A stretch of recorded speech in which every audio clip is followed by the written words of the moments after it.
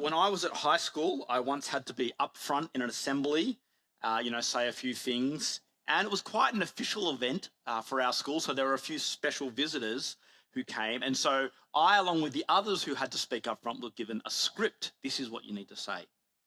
I declined the script. You know where this story is already heading. I thought it's only a few remarks. I'll look better as well if I don't follow a script. I don't need this. I've got this. Sure enough, came to my turn. I stepped up to the lectern and mind blank. Had nothing in my mind. And eventually I remembered a few bits and pieces and stumbled through them, but it was a spectacular failure in front of the whole school. What had led me to that failure? What had led me to that failure was hubris. Hubris. If you don't know that word, hubris is a word that's come to mean like excessive pride and misplaced self-confidence. It always accompanies a foolish downfall. That's what I was driven by in that moment, pride and misplaced self-confidence, and it led to a foolish and very public downfall. And part of the origin of the idea of foolish comes from the Greek myth of Icarus. And maybe you've heard of that. Icarus was given wax wings, and as he flew higher and higher and became more and more self-confident, he ignored his father's warnings and he flew too close to the sun, which melted his wax wings, and he fell to his death. And we see real world hubris on the world stage all the time. Excessive pride and misplaced self-confidence can lead a boastful sports star just to flame out in a tournament. Excessive pride and misplaced self-confidence can lead a global financial market to virtual collapse. It can lead to people being brutally oppressed. It can lead whole nations into unnecessary and calamitous conflict. And if you read Mike's e-news that went out on Friday, Mike pointed out in that most of us don't think of ourselves as proud, at least not in that hubris way. But there is in each one of us a quiet voice that says, I've got this. I'll run my own life. I don't really need anyone above me. And Isaiah 13 and 14, it puts that voice on full display. As Tim said in his intro, we meet a king, an ancient king, and then what we read are the confronting consequences of his excessive pride and his misplaced self-confidence. And it's vital that we see the spiritual hubris at the heart of that, a spiritual hubris that each one of us shares. But it's also vital that we see the spiritual hope in the midst of it all, a hope that is grounded in the compassion of God, the love of God, and the humility of God himself. As we saw last week in Isaiah chapter 11, Isaiah chapter 11 envisions just wonderfully the peace and restoration that God will bring to his people, ultimately to the whole creation. And then chapter 12, which Ness incorporated into her prayers, is a celebration song of that peace. And then we come to chapter 13, and we're brought back down to earth with the reality of God's judgment on sin. And this time, it's not the sin of his people, Israel, Jacob, which has been the focus of the first 12 chapters that's in view. It's actually the sin of the nations. And so this is the start of a whole section which goes all the way to chapter 35, where God judges the sin of the nations, those who have themselves set themselves against the true and living God for their godless living. And we've met a couple of these nations already along the way. They've already been mentioned. And so we read in chapter 13, verse 1, an oracle against Babylon that Isaiah, son of Amos, saw. Against Babylon, that's not a nation that we've encountered yet. In fact, historically, that nation won't be a superpower for another 150 years. Assyria has been the big threatening superpower in Isaiah's time. And so for some people, when they read this, for them, this is evidence that this part of Isaiah was written well after the 8th century BC. It's kind of looking back on Babylon's rise and fall. And it's possible, there is certainly a logic to that. But it's also possible that the God who is sovereign over all things, including time, can reveal what is to come. And Babylon's mention here, it certainly would have helped the people of Isaiah's day and helps us as readers understand certain events involving Babylon, even though it was only a small nation in their day, such as later in the book of Isaiah, after Jerusalem is saved by God from Assyria's invasion, the king there, Hezekiah, he allows Babylonian envoys to come to Jerusalem. He shows them all around, and the prophet Isaiah condemns him for it. And so we know why, because we encounter Babylon here, and we know what a significant enemy of God and his people that they will become, both historically and theologically. So what does this oracle against Babylon consist of? Well, it consists of a whole bunch of things. It consists of poetry and imagery, and it begins with a call. Lift up a banner. Like we saw last week, a banner is like a rallying point in battle. So this is just a moment of reckoning for someone. An army has been summoned. Warriors chosen to carry out a sentence. And in verses 17, 18, and 19, it's made clear that the invading army that's being talked about here is the Medes, and the nation that's being overthrown is Babylon. And so through this heightened poetic language and imagery, we are told what will happen to the historic nation of Babylon. That in God's sovereign purposes, they will be invaded and conquered, just as they have invaded and conquered nations like Assyria and Judah and many other nations. And because that's what will happen, invasion and conquering, much of what we read in chapter 13 is incredibly confronting. You know, Isaiah just piles up pictures that recall the worst experiences of human warfare. An incredible loss of life in verses 12 and 15. Fear and despair, verse 14. Cruelty, verse 16. Such is the brutality of human power in its unchecked ruthlessness. We're supposed to read that and recoil from what we read there. It's godless in that sense. But there is also a sobering sense of scales being balanced here.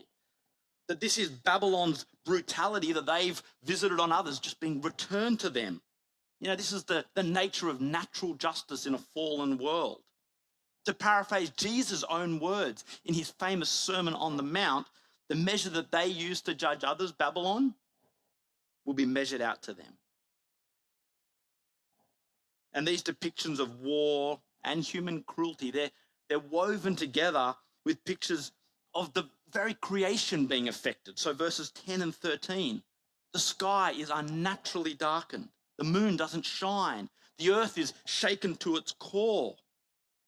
Once again, the point is that God's actions in human history, they're manifestations of grand purposes that involve the entire cosmos, because sin has infected the entire cosmos. And then we get to the final verses of this oracle, the end of chapter 13. And by the end, Babylon's glory and pride is just completely negated, isn't it? Uninhabited lands, empty palaces that are occupied only by wild animals.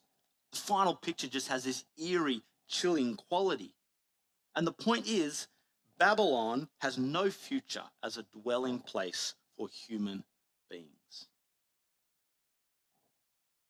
Now, for the people of Isaiah's time, this description of Babylon, which will happen sometime in the future, it certainly would have helped them understand the fate of the Babylon of their time, Assyria, how they one day will fall, and they would be treated as they have treated others. And here's where we start to see the symbolic place that Babylon will come to take, not only in the book of Isaiah, but throughout the rest of the Bible. And an embodiment of anti-God values.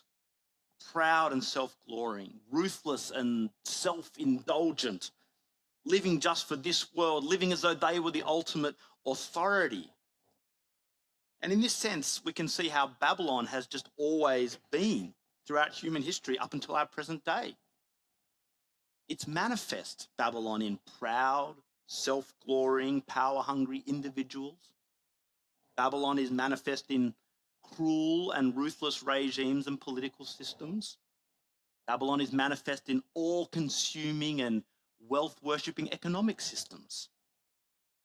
And there is comfort in knowing that whether they are individuals or institutions, ruthless powers that be that live without regard for God and without regard for others, they will not last. that no matter how grand and unassailable they seem in the present, they exist only as long as the true sovereign ruler allows them to exist. And as chapter 14 unfolds, there's further reflection on that comfort. But before that, Isaiah, in a couple of verses at the beginning of chapter 14, he shares an even more specific and greater hope and comfort for God's people, a promise and hope of restoration. If Babylon's abandoned and rejected and haunted by wild animals, then Jacob, Israel, by contrast, will be loved and chosen and safe. So Jacob, Israel refers to the nations. It's a way of talking about God's people. Because not only is God sovereign in judgment, as the true judge of all things, he's also sovereign in salvation. And so we're told the Lord will have compassion on Jacob and once again choose Israel. Is there anything more assuring than hearing that the only holy God of existence has chosen you to be his and to experience his blessing forever? That's the promise that is held out to God's people. Yes, God's discipline may have appeared as though he had rejected them, but he hadn't. God is just, but he's also merciful, and he will restore his people. And the rest of Isaiah and then the rest of the Bible shows how he will achieve that restoration.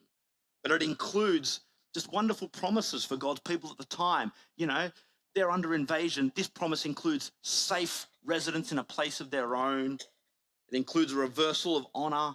It includes a rich multicultural makeup. And we've already had glimpses of this, haven't we, throughout Isaiah? In chapter 2, we've had a glimpse. In chapter 9, we had a glimpse of it. Last week in chapter 11. And the glimpse here is to provide that even greater comfort for God's people. Not only do you not have to fear Babylon, you can look forward with joy to restoration, a restoration that will include the nations. And in history, in historical terms, this restoration was partially fulfilled when couple of hundred years later, Judah returned from exile in Babylon. They were reestablished in their homeland. But that was never a full realization of the promises we see here. No. For God's people, its ultimate fulfillment is only in what we might call the New Testament age, our age. It's ultimately fulfilled in the church that is chosen and forgiven, the church that is multicultural, literally, the church that doesn't exist in a literal land, but in spiritual land, united by Christ, looking towards eternity in the new creation with Christ. That is the promise of restoration that was glimpsed in the middle of these chapters.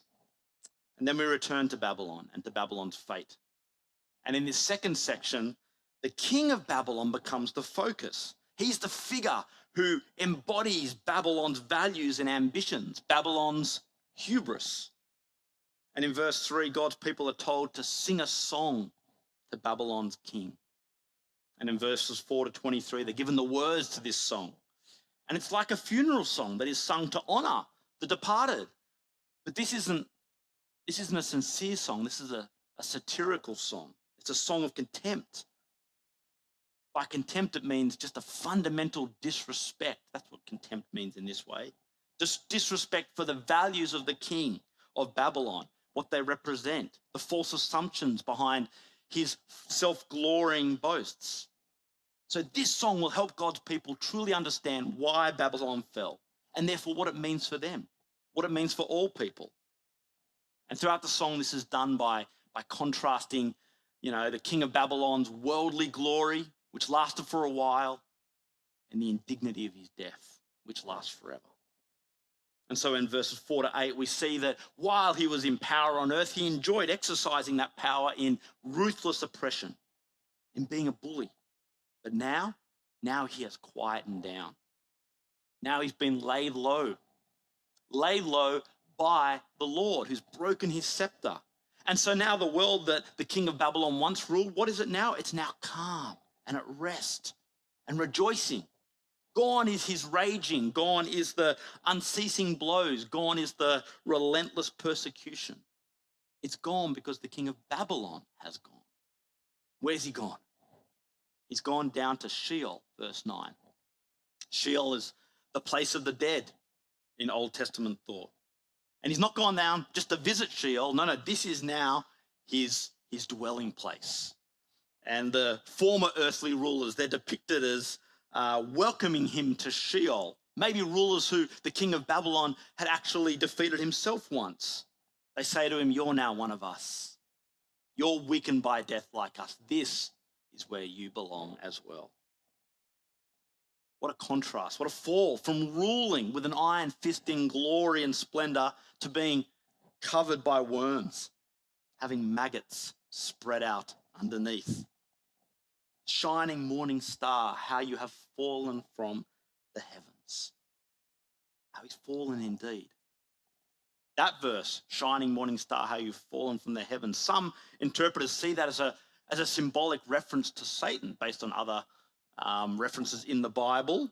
And it's possible that that's what's going on here. After all, Satan is the figure who stands behind Babylon. But I think in the immediate context, it's probably the shining morning star a reference to the planet Venus, which shone as a star that rose. The king of Babylon is being compared to Venus, which rises in the morning and seems to be impressive until the sun rises and drowns out its brightness. And we see the kind of rising star boasts of the king of Babylon when he speaks in verses 13 and 14. And there are echoes here. If you look back at Genesis chapter 11 and chapter 3 of other human boasts. So chapter 11 of Genesis, humankind's desire and misplaced belief that they can ascend to God by building a tower at a place called Babel, where the name Babylon comes from. Or Genesis chapter 3, which recounts the first sin. What is the motivation behind that? If you eat this, you will become like God. And so 5 times the king of Babylon says, I will. I will. Each ambition aims higher and higher. So to the heavens, and then above the very throne of God himself, until he makes himself like the Most High, until he takes the place of God, until he becomes God. It makes me think a little bit of the Renaissance. The Renaissance was an incredible period of cultural rebirth, and it produced all sorts of great art and philosophy and scientific advancements. But a driving idea at the heart of the Renaissance was that humankind was limitless in potential. It was summed up in the motto of one of the men of the time, Leon Alberti, who said, "A man can do all things if he will." That is, where there's a will, there's a way. I will. Now, celebrating human creativity and excellence and achievement, it's got its place. But because of sin, it so easily goes beyond its place. It becomes a pathway to celebrating self. It becomes a pathway to supplanting God and to worshipping self. Now, isn't that just what we see in our world today? We see it in world leaders, in industry leaders, in economic leaders, in celebrities and sports people who say, I can do all things if I will. And if we're honest with ourselves, we hear it in the little voice inside of us. And when it comes to God, that I will is just a devastating spiritual hubris. It is a boast that we can't back up. It's an ambition we simply can't achieve, as we see with the king of Babylon here. But there is only one true God. And when God responds to the king of Babylon, or just in the words of the Song of Contempt as it continues, and when he does, the king of Babylon's ascent becomes a descent. His rise becomes a fall. Like Icarus, he climbed higher and higher in his ambitions, and like Icarus, he's plummeted. The once powerful oppressor, this destroyer of nations, when he actually comes face to face with God, is told what will actually happen. That he will face disgrace, the ultimate disgrace in the ancient world. He'll be ridiculed by those he once ruled. He'll be deprived of an honorable burial. His body will just be chucked into a mass grave where bodies were dumped like garbage and trampled. And he'll have no descendants to keep his name going. And the Song of Contempt finishes just with an emphatic reminder of who is the ultimate authority. This is the declaration of the Lord of hosts, the one true and living God who was and is to come. God's I will is the only one that truly matters. And so the message of Isaiah 13 and 14 to God's people at the time and throughout time is both one of comfort and caution. It's comfort to the crushed. Babylon won't last. Babylon won't last. But it's caution to the self-confident, to the comfortable, a warning to the spiritual self-sufficient. And so, yes, we don't need to fear the Babylons of this world because God is in control. He has judged them and he has a good restoration plan for his people. But we do need to recognize, if you will, the Babylon within each of us. That voice that says, I've got this. I'll run my own life. I don't really need anyone above me. The inborn heart posture that seeks spiritual independence, that leaves no room for God. That is what sin is. And failure to recognize the Babylon within, it actually means true despair in the most lasting, ultimate sense. You know, sharing the fate of the king of Babylon, cut off from God's goodness for good, facing only his just judgment. There's a warning not to experience that, but recognizing the Babylon within, humbly acknowledging our spiritual pride. That means true hope because it's grounded in the sacrificial love and humility of God himself. And we see that most powerfully in the person of Jesus. God the Son in human form. In Jesus, the justice of God, the mercy of God, and the humility of God come together in a way that powerfully fulfills what we see in Isaiah 13 and 14. In Jesus, we see the humility that's not only the opposite of hubris, it's the true spiritual antidote to it. You know, the eternal Son, who is holy and who truly deserves all glory, humbling himself to become a human being. And then humbling himself to death, to Sheol. And then not just to death, but to death on a cross. A shameful, humiliating, degrading death in our place for our sake. But unlike the king of Babylon, death isn't where he belongs. So God the Father rose him to life. He exalted him to the highest place and gave him the name above all names, so that at the name of Jesus every knee shall bow, in heaven and on earth and under the earth, and every tongue confess that Jesus is Lord, to the glory of God the Father. Philippians chapter 2, that wonderful hymn. That is where our true hope lies, in the humility of Jesus. God, the glorious King who came down, took the place of his people in death, rose to new life, and is risen on high. Or take in the uncomfortable and confronting descriptions of judgment from Isaiah 13. It's worth considering the descriptions of what happened as Jesus hung on the cross. So in Mark's Gospel, in Mark chapter 15, he records specific details about Jesus' death, such as the strange, unnatural darkness that came over at midday, like the darkness in Isaiah 13. Or Jesus' cry of despair as he experienced the torment of spiritual judgment. The earth shook and he actually died. These are expressions of Isaiah's words in chapter 13 reaching their ultimate fulfillment. In 2 Corinthians chapter 5, the Apostle Paul says that on the cross, Jesus became sin for us. Just think about that. He who is perfectly and eternally holy became sin. On the cross, Jesus became Babylon, the ultimate enemy of God. And he experienced God's just judgment as Babylon in our place for our sake, so that in him we could become the righteousness of God. And that's why Jesus' resurrection is so wonderful. For one, it's proof. It's proof that the wonderful restoration and peace that's promised at the beginning of Isaiah 14, that's promised in the New Testament by Jesus himself, that's now possible as God has promised. But Jesus' resurrection was also a victory. It was a victory over Satan. On the cross, Satan was dealt a fatal blow. And when you get to one of the last chapters of the Bible, Revelation chapter 18, Babylon is still there as the enemy of God's people, but Babylon is judged and Babylon is ended, gone for good one day. But Jesus' resurrection was also a victory over all the corrupt political processes that led to his undeserved death. In that sense, it's a victory over all of the expressions of humanity's, let's face it, pathetic belief that we can somehow take the place of God.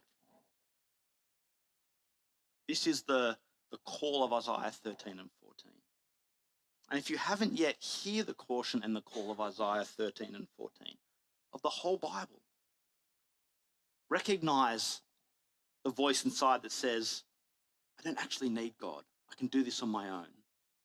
Humble yourself and come to the King who humbled himself for you. Who in the Garden of Gethsemane said, yet not what I will, but what you will, to the Father. And if you have already done that, well, sing a song of contempt towards the God-denying values of this world. What I mean is, just in the way that you live, show where your allegiance lies. So pursue goodness and generosity over gain and greed.